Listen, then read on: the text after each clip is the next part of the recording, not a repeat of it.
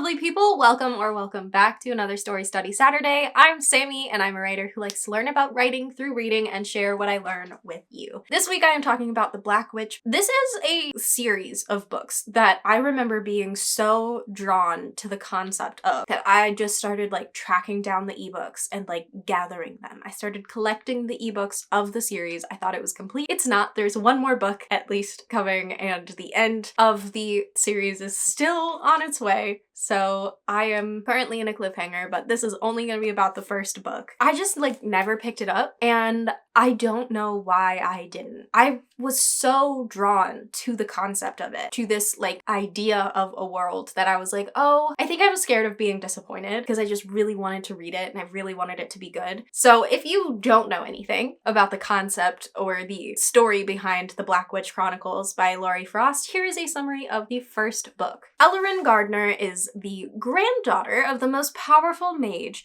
in Gardnerian history, the Black Witch. She also looks practically identical to her powerful ancestor in a way that is unsettling for her to have no magic. In her first year at university, she is put into troubling situations related to her family's history and some long-held beliefs about other races of people. Uncovering the truth about her people and those she was taught she is superior to opens her eyes to a political structure she wants to be no part of, all while navigating boys, bullies, and being a living physical copy of her grandmother, known to many as a monster. So let's get into my thoughts. First of all, I devoured this series. I just kept blowing through them. I listened to the audiobooks on a drive from where I live to where my parents live, which is a 10-hour drive, and I spent the whole time thinking about it. My headphones died at night and I literally dug through the ebook copies that I have and I picked up where I left off into the middle of the night while I was home. These books really just drew me in. So let's talk about why. Whenever we're giving something that advances in Ellerin's character, it's really rewarding. Because she starts off as this character that doesn't have any magic and she's from this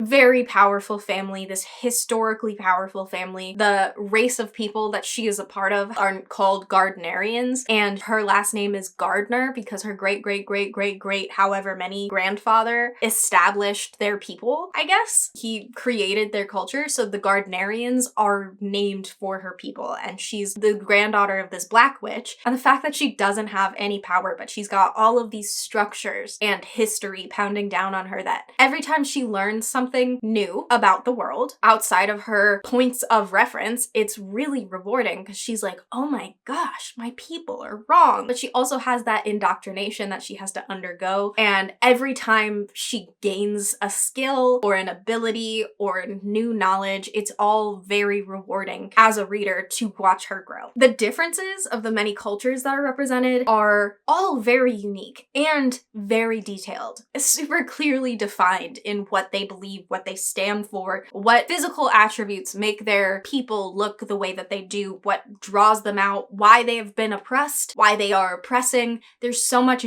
detail behind the cultures of the world that it feels so real of a world, even though it's very notably a fantasy realm. And having all of those cultures very clearly defined gives all of the characters who are coming from different backgrounds something to root their personalities in. And by having them root their personalities in these very distinct cultures, you get these very distinct people. Everything feels naturally diverse because everybody has different backgrounds that they're coming from. Everybody has different religious texts that they're pulling from. And maybe some of them have overlap in concepts, but the way that they digest those concepts and the way that they teach those concepts are different. It's all done so immaculately that I still think about this world, think about it regularly, and I hope that my book that I've worked on during NaNoWriMo has some aspects of the depth that this world has when I finish. It's also interesting because you can start to learn about a character from how much they agree or disagree with their people's religion or politics. It's a very easy way to build a character, but it's also really effective for the way that this world was made. And it also makes it a lot easier to keep track of characters, even if they are from the same culture. The degree to which they agree with their culture's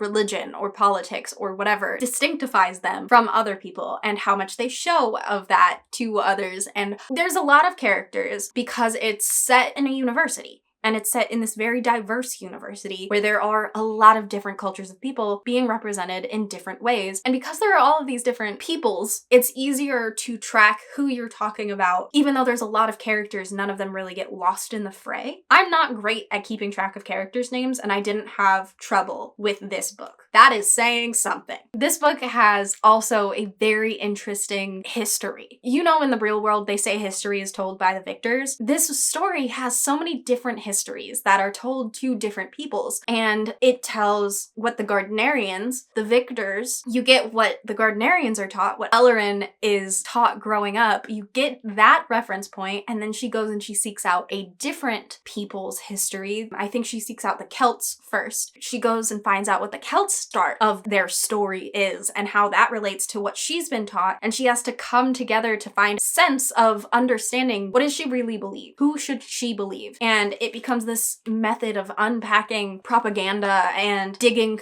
through different cultures' retellings of the same thing and looking at how religion, all of the religions are kind of related to the same thing, but talk about what their purpose is differently and the things that repeat among different religions and what does that create. It's a really interesting world to unpack, and it's a really interesting world to unpack from Ellerin's perspective particularly, because she's got so much of this rooted in her that she just doesn't know how to unpack. So every time she unpacks something, it's like a fight that you've just won. Sometimes it feels like a high fantasy novel, and sometimes it feels like Jane Austen. And when I first started reading it, I was like, I don't know how I feel about this, because I was not expecting Jane Austen. This feels like Jane Austen. This feels like somebody writing like Jane Austen. The first book, I will say, has a lot of Jane Austen times, but towards the end of it, you start to get more into the meat of the high fantasy, and you stop spending so much time at school while everything is just stable and you're just navigating boys, bullies, and making friends. And you get that like sense of nostalgia for the simpler times from having that Jane Austen-y kind of thing. And that can be a good thing and a bad thing. It was a bad thing for a little bit, and looking back on it, now I think it's a good thing. Take that for what you will. The way that the story is structured, it is a very telling allegory about religion and seeking out other perspectives and unpacking the things that you were told that you just sort of believe, unpacking propaganda that you've been taught. It's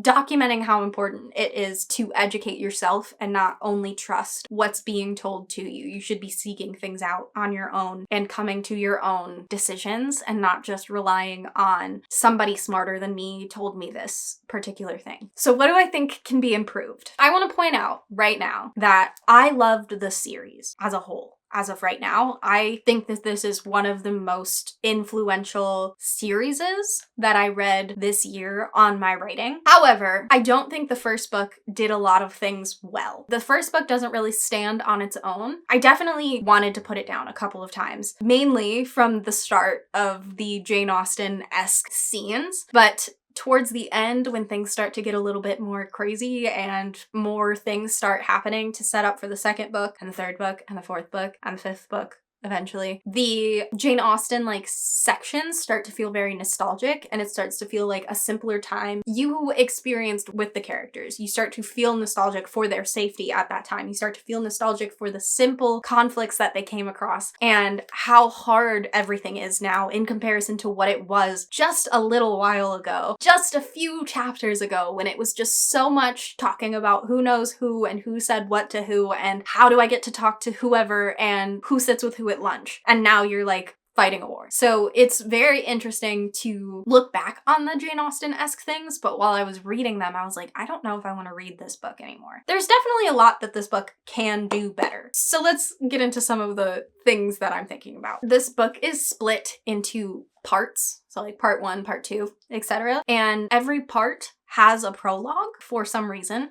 I personally think that you don't need them, and I think that they actually take away from the story. I think the only prologue that actually benefited is the first one, where we get to know a little bit of Ellerin's childhood, and we get this image that's a very important image for Ellerin as a character. And you get it from the like present tense instead of just like a flashback. And I think that that was really important. But the prologues before each of the parts, I feel like took away from the the stakes of the story. It gives you some information about what other characters are doing that aren't from Ellerin, from your perspective characters. Getting information about things that are going on in the background, I feel like just takes away some of the tension that could have been built up. And I think it was done in an effort to build tension, to build suspense for like, how is this going to play out? But now I just know that there are things that your characters don't know about, and I'm just waiting for them to find out about it. So it's not necessarily like it's building tension. I'm just waiting. When you're waiting for the other shoe to drop for like a part of a book, part 1, part 2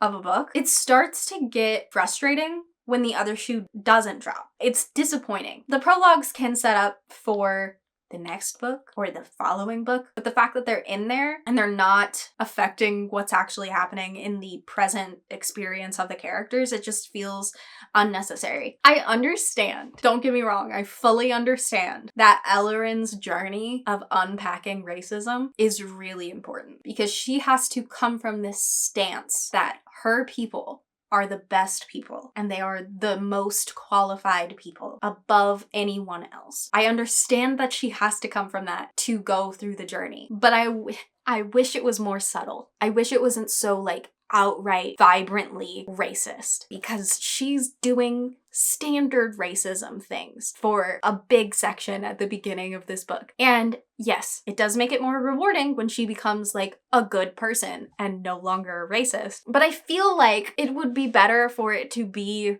more subtle, a lower level of active racism, because of her getting raised by her uncle. I think that that is something that would make it easier for it to become a subtle thing. It could be like a community thing. Like the way that the Gardnerians look at everybody else is just sort of how the system works and you're not really thinking about it. But some of the things she said are just blatant racism. It would give you the opportunity to unpack the subtler racism, the microaggressions, the lack of concern of people of other races that you just sort of intrinsically have when you're put into a society that propagandizes you in that way. Having it be blatant, I didn't like her. I didn't like her at all at the beginning of the book. I didn't want to read how she was doing because I was like, oh my god, she is so racist. I don't like her. Having finished the books that are out now, I really am glad that I continued, but it's a big turnoff at the start of the story. It's a big, I don't know if I want to read this. The character is racist. And as a mixed person that's white passing, I don't love being around or interacting with or having to empathize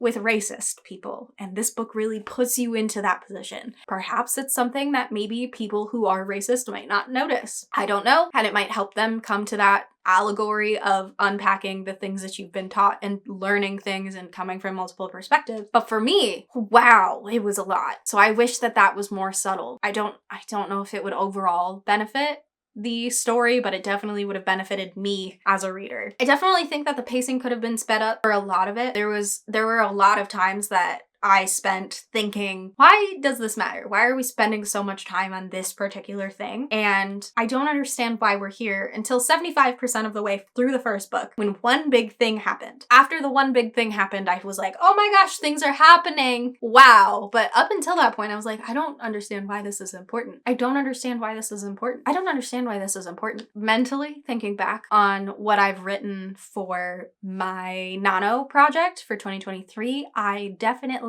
did the same thing. And I think that that's going to be something that I will definitely have to edit out because of how it affected me in this particular book. And then you get more opportunity for the meat of the story, for the things that actually matter, for the things that go like, oh my gosh, I can't believe that happened. You have more opportunity for that in the span of the book's timeline. And for this being such a long book, having it 75% of the way be when the first real big thing happened, not ideal. I do think that the next books in the series have much higher stakes, which leads naturally into better pacing, faster pacing, and like higher stakes leading to things needing to happen sooner and faster and less time being spent on the more mundane things that had me questioning why we were doing what we were doing. And that all really overshadows the boring parts of the first book, because I needed the boring parts of the first book to get to the end of the fourth book. So what can writers learn from this book? Honestly, this book and the whole series, specifically the whole series,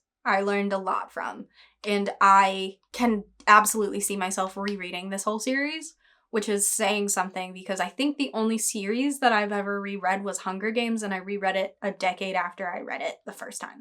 I have high praise for this whole series as a almost complete grouping. So what can we learn from the first book specifically? It's a good example of blending genres because you get that kind of situational high school YA kind of experience, even though it's in a college, and the high fantasy aspects of this whole created entire world with different cultures, different peoples, different races, different areas, different magical abilities, and all of that kind of stuff. I think it's a good example of when you should be building stakes and giving less information, because when you're building enough stakes, it's definitely different than when you are just giving a lot of information. The first book in particular, you need to be focusing more on building stakes than giving information, but the next few books I think do a much better job of building the stakes of the situation and giving the right amount, so it could just be a growth of a writer type of thing. The whole series I still think is very valuable. It's also an example of an allegory outside of the standard